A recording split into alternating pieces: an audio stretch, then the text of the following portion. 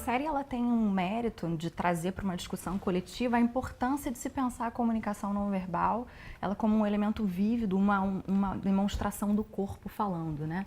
Então, como uma lembrança técnica e teórica para o conhecimento coletivo é um grande mérito. Mas se a gente faz um paralelo com a mediação, de fato a gente tem que tomar alguns cuidados, né? Então, por exemplo, o protagonista da série, que costuma fazer intervenções mais fortes, né? Então ele faz provocações em possíveis suspeitos, né? De uma maneira muito pouco empática, até mais inquisitiva, para provocar reações desde o não verbal e a partir daí coletar informações que possam ser direcionadoras da verdade que ele está buscando. A gente trabalha com pressupostos muito diferentes disso.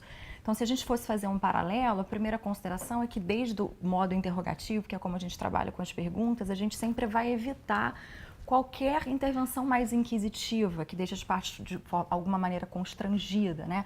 A empatia, o rapport, ele é um grande valor da mediação, né? E na verdade, é a condição de viabilidade de qualquer outra ferramenta que a gente utilize. E outra questão que a gente pode acrescentar também é que esses indicativos do não verbal, das microexpressões faciais, das expressões corporais, né? Hoje, na programação neurolinguística, a gente pode falar sobre até extensões disso, que é a velocidade da respiração, se a pele está mais vermelhinha ou mais pálida, como indícios, né, de algo que está ocorrendo no universo psíquico e no universo subjetivo da parte. Só que informação que a gente, como é que a gente lida com essa informação e o que a gente faz com isso, né? Na verdade, se a gente for fazer um paralelo com a programação neurolinguística, dentro da mediação a gente vai fazer o que a gente chama de calibração, que é entender o momento emocional que a parte está, até para a gente poder escolher adequadamente a intervenção técnica oportuna no momento. Porque nenhuma intervenção técnica que a gente utilize na mediação, a gente pode fazer dissociada desse conhecimento do estado emocional do outro. E a comunicação não verbal, sobretudo, o que ela indica é como é que está a nossa composição emocional. Então, de fato, é um conhecimento riquíssimo e o mediador ele precisa estar muito atento a todos esses elementos, tanto no outro quanto dele próprio, para estabelecer, né, a comunicação, que é a base da mediação, da forma mais adequada e com a maior excelência possível para o processo, né? E a gente vê que a linguagem não verbal e a verbal, elas têm que caminhar juntas, né? E não é assim só porque a pessoa fez uma coisa, como a série indica, né? Coçou o nariz, então está mentindo. Não é assim, né? Então, o que a gente observa também é que na série há um certo exagero, né, dessa linguagem não verbal e de detectar exatamente isso que a pessoa fez, que é a ideia que o mediador não age exatamente dessa forma, né? Porque o mediador tem que ter a sensibilidade de perceber que um gesto, ele tem que estar alinhado exatamente com a fala, com a postura como um todo, esses sentimentos todos que vocês mencionaram, mas isso pode ser um indício, isso pode ser uma pista, que talvez ali o mediador deva dedicar um pouquinho mais de atenção para entender por que a pessoa sentou de uma forma, por que a pessoa fez uma determinada expressão. Né? Então, o que a série é muito divertida, né? Tem momentos muito divertidos que a gente olha e fala, então é por isso, então se a pessoa coça o nariz, ela está mentindo. Não, não é só por isso, né? Então, isso não é uma ciência exata, né? Que a pessoa cruzou o braço, está adversária, não quer mais opinião. Não, ela pode estar com frio, né? Ela pode, enfim, não saber o que fazer com as mãos. Então, é todo um alinhamento, né? Um alinhamento da fala, um alinhamento do corpo, um alinhamento dos sentimentos. E o mediador, ele consegue, né, perceber isso e dar essa atenção quando ele consegue utilizar todas essas outras ferramentas que a gente tem, né? Utilizar as perguntas, tentar entender o que vem acontecendo. Então, assim, a série, eu acho que a gente aprende um pouco com ela, mas a gente também não pode querer seguir fielmente, porque senão, né, o mediador pode cometer exatamente um equívoco em interpretar uma situação de uma forma que não é a leitura que deva ser feita, né? E aí, com isso, não conseguir dar um bom encaminhamento para aquela situação que precisa. Né? Perfeito, Cristiane. Quando você faz essa colocação, eu me lembro o cuidado que o mediador deve ter, né? Ao colocar, ao aceitar, né, tanto a fala quanto a postura daquelas pessoas que estão ali, né, preservando, inclusive, aquilo que eles querem, desejam e podem falar e revelar naquele momento, né?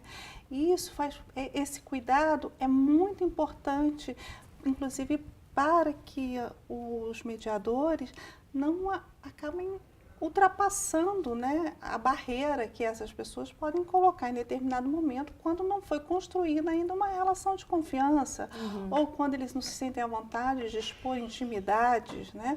E é interessante quando você fala isso, eu me lembro da série, o quanto provocador é o protagonista e o quanto o tempo todo ele é desrespeitoso, não sei se a gente pode pensar e falar dessa forma, mas ele invade essa barreira, ele provoca o outro, né?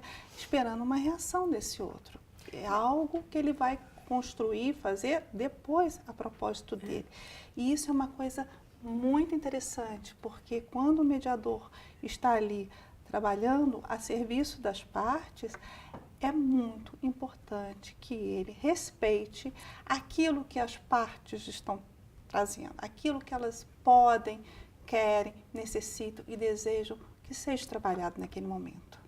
Né? E a gente tem um olhar sobre a comunicação não verbal, que é a tônica do seriado, né, como um elemento de apoio e um elemento muito vívido, né? E isso é realmente importante insistir, porque aquele mediador que treinado, aquele mediador habilitado, ele é um mediador, sobretudo, sensível às indicações do não verbal do outro, desde uma linha da espontaneidade, né? Que não é essa provocação forçada para provocar, no final, um resultado X ou Y a partir de uma hipótese pré-determinada, né? Então, aqui, eu tenho um autor que eu gosto muito, que é o Václavic, um austríaco, né? E ele, que é o pai da comunicação humana, ele vai dizer que não existe a não comunicação, né? Que qualquer signo também da comunicação não verbal, mesmo o silêncio e até o silêncio postural, que é o silêncio, a imobilidade, ele comunica, ele entrega uma mensagem em alguma medida. Então, acho que para o mediador, essa compreensão, essa sabedoria é o que mais enriquece a sua intervenção. Ele poder estar, de fato, atento aos movimentos de mão, atento a um semblante mais triste, o que está por trás dessa tristeza e como é que que intervenção a gente faz desde o momento em que da tristeza ou da raiva. Então, por exemplo, será que no momento de raiva uma intervenção mais reflexiva é mais adequada? Talvez ainda não seja. Então, como é que a gente trabalha outros aspectos de mediação, que é a própria gestão emocional, e como é que a gente distensiona e cuida da gestão emocional até para fazer a mediação do ponto de vista comunicacional, da comunicação verbal, poder fluir adequadamente. Então, é um aprendizado muito rico, né? O mediador hoje, de fato, ele precisa tá muito a par, né, e muito ter essa sensibilidade que é treinamento. Eu costumo falar sempre com os alunos, é a gente poder ter o cuidado de observar, tá? Nesse lugar de observação, uma observação gentil, uma observação não julgadora, mas uma observação sensível, né, para que a gente possa então adequadamente escolher e optar que caminhos a gente pode ajudar, como a gente pode ajudar, né, as partes numa intervenção efetiva. Porque na série a gente vê que ele só usa a ferramenta da linguagem não verbal, né? Então, até para ele conseguir utilizar somente essa ferramenta, ele precisa exatamente fazer essas perguntas mais provocativas, ele não consegue prestar essa atenção porque na visão dele isso não importa, né? E o mediador, ele precisa exatamente saber utilizar todas essas ferramentas quando necessário, né? Então a gente observa assim que a série ela tende para um exagero, né? Que é exatamente só dar a importância para a linguagem não verbal, mas a gente percebe que numa mediação a gente não pode utilizar só uma ferramenta, né? Porque não é só uma ferramenta necessária, adequada para aquela situação.